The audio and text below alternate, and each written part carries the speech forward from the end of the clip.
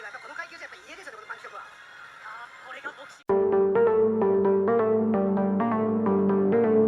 グ。 Naku, ayan na. Bata ni Sean Gibbons pinagtripan si Jandriel Casimero. May gustong gawin kay Alas. Casimero muling papaldo.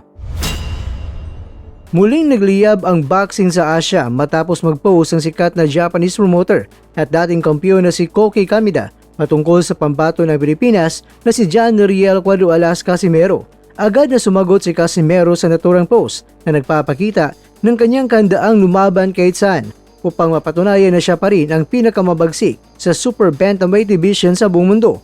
Gayunpaman, ang sanang suwabe at seryosong usapan ay nabulabog na isang hindi na inasahang eksena.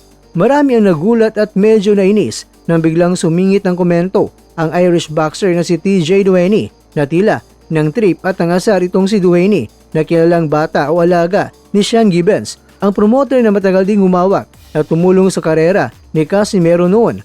Nahati naman ang mga reaksyon ng mga boxing fans. Ayon sa ilang mga analyst, diskarte ito ni Duhaney upang mapanatiling relevant sa radar ng mga Pilipino at sa mga Hapones, habang ang iba naman ay nakikita ito bilang pambabasto sa usapan kina Kamida at Casimero o di kaya'y nagpapansin. Biruin mo, parang chicks ang sinabihan na, "Hi, nako ah."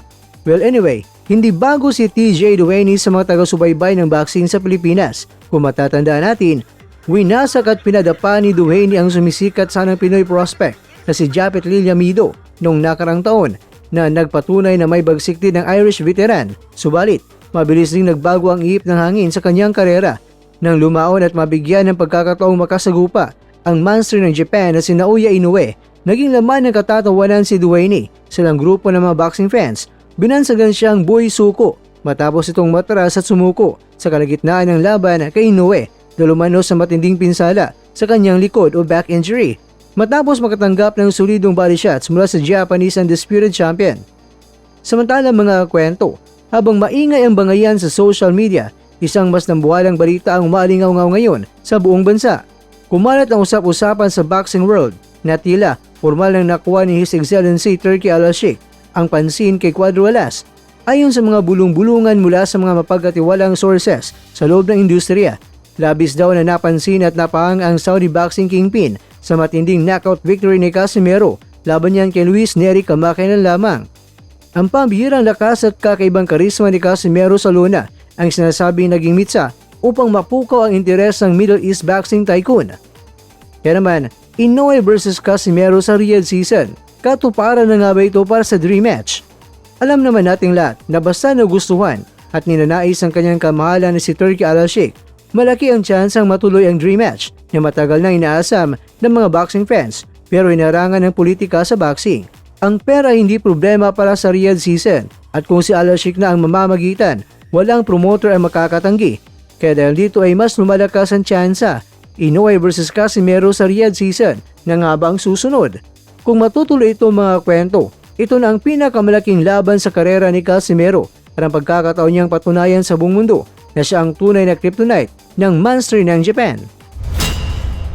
Mga kakwento, deserve ba ni Casimero ang dambuhalang pagkakataong ito sa Saudi Arabia? Sino ang gusto ninyong isunod niya makakatunggali? Si Inoue na ba o dadaan muna siya sa basag trip na si TJ Duhaney sa ilalim ng promosyon ni Kamida? Kaya naman i-comment ang inyong reaksyon at opinyon.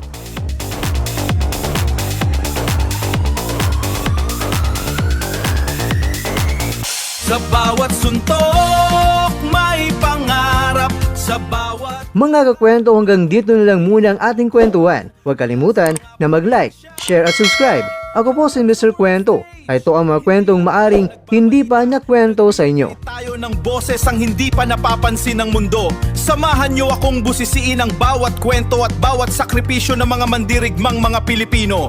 Ito ang kwentong di pa nakwento. Pilipinas para sa mundo. Pilipinas para sa mundo.